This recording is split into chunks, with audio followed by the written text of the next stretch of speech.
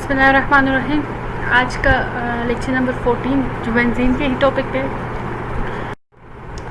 अब हम ये देखेंगे कि कौन सी रिंग्स एरोमेटिक कैरेक्टर शो करती है और कौन सी रिंग एरोमेटिक कैरेक्टर शो नहीं करती। हर साइक्लिक फॉर्म, ये पहले भी हमने डिस्कस किया है कि हर cyclic form aromatic character show नहीं करता। अब एरोमेटिक कैरेक्टर होने के लिए क्या कंडीशंस हैं उसको हम देखते हैं। The criteria for aromaticity, Huckel's rule, simply इसको हुकर रूल भी कहा जाता है। 4 structural criteria must be satisfy for a compound to be aromatic. अब जो कंपाउंड एरोमेटिक होगा उसके लिए 4 कंडीशन होना ज़रूरी है। फर्स्ट वन क्या है, साइक्लिक, कि वो साइकिल की फॉर्म में होना चाहिए। प्लेनर, प्लेनर मीन्स कि हर कार्बन sp2 हाइब्रिडाइजेशन शो करे, ठीक है। कम्प्लीटली कंजुगेटेड, कंजुगेटेड मीन्स कि alternate double and single bond भी प्रेजेंट होना चाहिए। Contain a particular number of pi electron, और उसमें पाई इलेक्ट्रॉन भी प्रेजेंट होते हैं।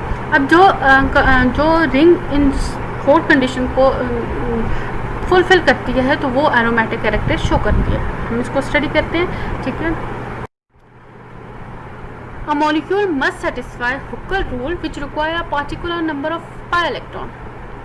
अब वो मॉलिक्यूल जो हुकर रूल को ओबे करेगी जिसमें specific number of pi electron है तो वो ही क्या होगी, एरोमेटिक है। अब आप देखें कि जिस वक्त आप साइक्लिक स्ट्रक्चर ही देखते हैं तो पहले जो 3 कंडीशन है कि वो साइकिल है, वो भी आपको देख के लग जाता है कि ये साइकिल है तो इट्स मीन कि एरोमेटिक है, ठीक है। सेकेंड वन क्या है, प्लेनर है, वो भी आपको alternative double and single bond present है तो मीन्स कंजुगेशन है। अगर कंजुगेशन है तो मीन्स कि वो sp2 हाइब्रिडाइजेशन शो कर रहे हैं तो इट्स मीन कि वो प्लेनर भी है। पहले 3 कंडीशन तो आप स्ट्रक्चर देख के ही आपको अंदाज़ा हो रहा होता है कि ये तीनों कंडीशन फुलफिल कर रहा है। अब जो हुकर रोल है, जो नंबर ऑफ पाई इलेक्ट्रॉन्स को शो करता है, वो आपने सॉल्व करके देखना होता है। अब वो सॉल्व आप कैसे करते हैं, an aromatic compound must contain 4n+2 pi electron, n is equal to 0, 1, 2 and so forth. कि एरोमेटिक कंपाउंड जिसमें जो 4n+2 पाई इलेक्ट्रॉन रूल को ओबे करेगा, जिसे हुकर रूल कहा जाता है, तो वो अगेन एरोमेटिक होगा। उसका हम देखते हैं कि कैसे। Cyclic, planar and completely conjugated compound that contain 4n pi electron are specially unstable and said to be anti aromatic, ठीक है। अब वो कंपाउंड जो साइक्लिक भी हो, प्लेनर भी हो, कंजुगेटेड भी हो और उसमें 4n पाई इलेक्ट्रॉन हो, मीन्स कि 4n+2 पाई इलेक्ट्रॉन को बे नहीं कर रहा, हुकर रोल को बे नहीं कर रहा, तो इट्स मीन कि वो एरोमेटिक नहीं है, वो एंटी एरोमेटिक है, ठीक है। Benzene is aromatic and specially stable because it contain 6 pi electron, ठीक है। अब बेंजीन स्टेबल है, उस पर कितने नंबर ऑफ पाई इलेक्ट्रॉन्स हैं, 6 पाई इलेक्ट्रॉन्स हैं। Cyclobutadiene is anti aromatic and specially unstable because it contain 4 pi electron, और इस पर कितने 4 पाई इलेक्ट्रॉन है। अब हम इसको देखते हैं कैसे। अब हुकर रूल क्या है, जो ओबे करे 4n+2 को ओबे करे, +2 पाई इलेक्ट्रॉन शो करें, ठीक है। अब नंबर ऑफ हम बेंजीन के रिंग को देखते हैं तो पहले हम n के लिए सॉल्व करते हैं। फॉर एग्जांपल n हमारे केस हमारे बेंजीन के केस में, अगर फर्स्ट एग्जांपल हम बेंजीन लेते हैं तो बेंजीन में नंबर ऑफ इलेक्ट्रॉन्स कितने आते हैं, n कितने आते हैं, 1, 2, 3, 4, 5, 6। तो यहाँ पे हम इसको मेंशन कर देते हैं 6 क्योंकि हमने n को सॉल्व करना है, ठीक है। तो n हमारे पास 4n क्या आ जाएगा, 4n इज इक्वल टू 6 - 2 करेंगे तो वो क्या आ जाएगा, 4 आ जाएगा, ठीक है। तो n हमारे पास डायरेक्टली हम इसको करें, n is equal to 4 divided by 4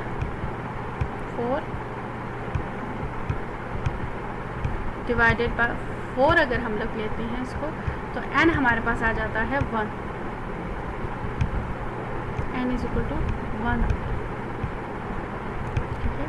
और 1 क्या है, सिंपल होल नंबर है, ठीक है। तो इट्स मीन कि n जिस वक्त 1 होगा तो वो हुकर रूल को ओबे कर रहे हैं, ठीक है। अब यही केस हम लेते हैं साइक्लोब्यूटाडाइन के केस के लिए 4n, अगेन 4n+2। अब इसमें नंबर ऑफ कार्बन या नंबर ऑफ कितने आ जाएंगे, पाई बॉन्ड कितने आ जाएंगे, 4 आ जाएंगे। तो हम इक्वल टू इसको लेंगे 4 लेते हैं, ठीक है। तो n इज इक्वल टू क्या आ जाएगा, 4n is equal to 4 minus 2 क्या आ जाएगा आपके पास 2 आ जाएगा, और n is equal to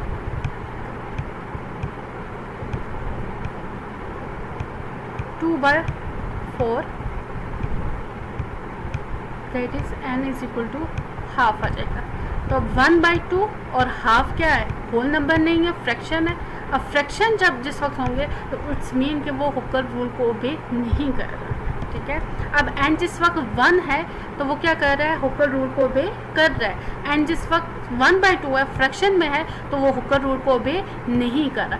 it's mean कि बेंजीन क्या है, एरोमेटिक है, हुकर रूल ओबे कर रहा है, ठीक है। और साइक्लोब्यूटाडीन जो है वो एरोमेटिक नहीं है, वो हुकर रूल को ओबे नहीं कर रहा। अब इसके स्ट्रक्चर को अगर आप देखें तो स्ट्रक्चर को बाकी कंडीशन को क्या कर रहा है, फुलफिल कर रहा है। साइक्लिक भी है, प्लेनर भी है, और कंजुगेटेड भी है। लेकिन फोर्थ वन जो इसके पॉइंट है कि हुकर रूल्स के अकॉर्डिंग देखा जाए तो हुकर रूल को ओबे नहीं कर रहा, ठीक है। अब हम कुछ और एग्जांपल देखते हैं और देखते हैं कि वो एरोमेटिक स्ट्रक्चर एरोमेटिक है या नहीं, वो चारों कंडीशन को फुलफिल करते हैं या नहीं। अब पहली एग्जांपल जो है वो टेट्रा ऑक्टीन की है। इसमें देखें कि फर्स्ट वन कंडीशन क्या है, साइक्लिक है, उसको ये फुलफिल करता है, ठीक है। कंजुगेशन भी है इसमें और प्लेनर भी है। हुकर रूल के अकॉर्डिंग देखते हैं तो अगेन हुकर रूल क्या है, 4n+2 इस स्ट्रक्चर को हम डिस्कस कर रहे हैं, ठीक है, जिसमें 8 कार्बन है। इसके लिए हम लोग हुकर रूल को देखते हैं। हुकर रूल क्या है, 4n, n के लिए हम इसे सॉल्व करते हैं, 4n+2। पाई इलेक्ट्रॉन्स कितने हैं, 8 हैं, ठीक है, इसको हम लोग 8 लिख देते हैं। 4n क्या आ जाएगा, 4n is equal to 2 minus हुआ है, इक्वल की दूसरी तरफ क्या है तो 8 - 2, हम यहाँ पे डायरेक्टली लिख लेते हैं, 6 लिख देते हैं। तो n हमारे पास क्या होगा, n is equal to 6/4, 6/4। It's mean n is equal to 3/2।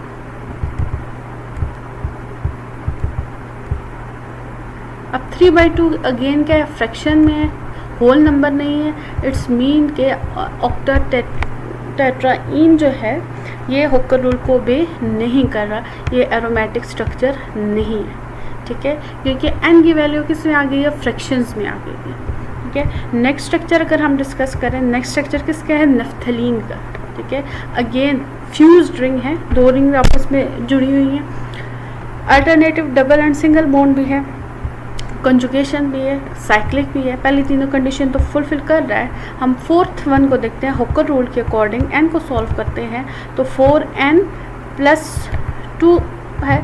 Pi electrons कितने हैं, 4n+2 is equal to pi electron अगर आप देखें तो यहाँ पे ये क्या है, 1 2 3 4 5 6 7 8 9 10, ठीक है। तो कितने इलेक्ट्रॉन्स आ गए, 10 इलेक्ट्रॉन्स आ गए, ठीक है। तो 4n की वैल्यू क्या आ जाएगी, 4n इज इक्वल टू 10 - 2, 2 को इक्वल के दूसरी तरफ लेके जाते हैं तो क्या आ जाएगा, 8 आ जाएगा। तो 8/4 क्या आ जाएगा, 2 आ जाएगा। n is equal to 2। It's mean whole number आ रहा है, n की वैल्यू 0 1 2 3 एंड सो ऑन, कोई भी होल नंबर आ सकती है। तो ये हुकर रूल को ओबे कर रहा है, तो नफ्थलीन एरोमेटिक की कंडीशन को फुलफिल करता है, ठीक है। अब ये आपके सामने एक टेबल भी बना हुआ है, ठीक है। इसमें हमने 2 स्ट्रक्चर्स को सॉल्व किया है। एक में जिसमें n की वैल्यू 1 आ रही थी, उसमें कितने पाई इलेक्ट्रॉन थे, 6, जो आपने बेंजीन का स्ट्रक्चर पढ़ा है, ठीक है। दूसरा क्या है, नफ्थलीन है, ठीक है, जिसमें n की वैल्यू क्या आ रही है, 2 आ रही है, और नंबर ऑफ पाई इलेक्ट्रॉन्स कितने आ गए हैं, 10 आ गए हैं, ठीक है। इसके अलावा बाकी स्ट्रक्चर है जिसमें n की वैल्यू 3 है तो पाई इलेक्ट्रॉन कितने आएंगे, 14 है। n की वैल्यू अगर 4 है तो पाई इलेक्ट्रॉन कितने आएंगे, 18 एंड सो ऑन, ठीक है। अब कुछ स्ट्रक्चर जैसे कि आपने देखा है, साइक्लोब्यूटाडाइन आ गया, साइक्लो ऑक्टाटेट्राईन आ गया है, जो n की वैल्यू क्या आ रही है, फ्रैक्शंस में आ रही है। इट्स मीन कि वो हुकर रूल को ओबे नहीं करते, ठीक है। अब कोई इससे हमें ये पता चलता है कि हर साइक्लिक और हर alternative double and single bond जो होते हैं वो एरोमेटिक कंडीशन को फुलफिल नहीं करती। जो हुकर रूल को ओबे करेंगे वही क्या है, एरोमेटिक स्ट्रक्चर्स आते हैं, ठीक है। नेक्स्ट हमारा टॉपिक क्या है, रिएक्शन ऑफ बेंजीन है, इसको हम लोग डिस्कस करेंगे। अब रिएक्शन ऑफ बेंजीन में क्या आएगा, इलेक्ट्रोफिलिक एरोमेटिक सब्स्टिट्यूशन। इलेक्ट्रोफिलिक पहले भी हम बहुत दफ़ा डिस्कस कर चुके हैं कि क्या होता है, इलेक्ट्रोफाइल जिसके पास इलेक्ट्रॉन की डेफिशिएंसी होगी।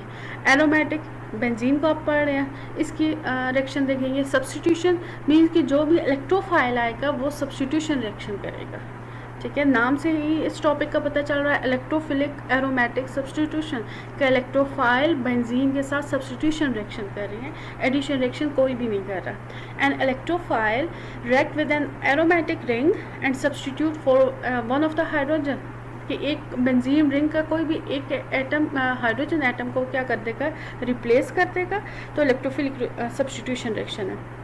Benzene does not go undergo addition reaction because addition will yield a product that is not the aromatic। यहाँ पे हम लोग डिस्कस कर रहे हैं कि बेंजीन रिएक्शन करके भी एरोमेटिक कैरेक्टर ही रहे। ये कहना ये हम नहीं कह सकते कि एडिशन रिएक्शन बेंजीन में बिल्कुल नहीं हो सकता। वो स्वेयर कंडीशंस अगर आप टेम्परेचर कैटलिस्ट के चेंज करते हैं तो बेंजीन एडिशन रिएक्शन भी करता है, ठीक है। लेकिन हम यहाँ पे क्या पढ़ रहे हैं कि बेंजीन सब्स्टिट्यूशन रिएक्शन कर रहा है और एरोमेटिक ही रह रहा है, बेंजीन ही रह रहा है, क्योंकि एडिशन रिएक्शन में बेंजीन अपने एरोमेटिक कैरेक्टर को लूज़ कर देता है, ठीक है। वो क्या होगा, पाई बॉन्ड ब्रेक डाउन हो जाता है, वो सिग्मा बॉन्ड में कन्वर्ट होता है। तो हम लोग यहाँ पे क्या पढ़ रहे हैं कि बेंजीन सब्स्टिट्यूशन करके बेंजीन ही रहेगा, एरोमेटिक कैरेक्टर ही रहेगा, ठीक है। कौन कौन से रिएक्शन बेंजीन कर सकता है, इलेक्ट्रोफिलिक सब्स्टिट्यूशन रिएक्शन है। फर्स्ट वन है एरोमेटिक हेलोजिनेशन, के कोई भी हेलोजन ग्रुप आके इसके साथ अटैच हो जाएगा। एरोमेटिक नाइट्रेशन है, नाइट्रो ग्रुप अटैच होगा।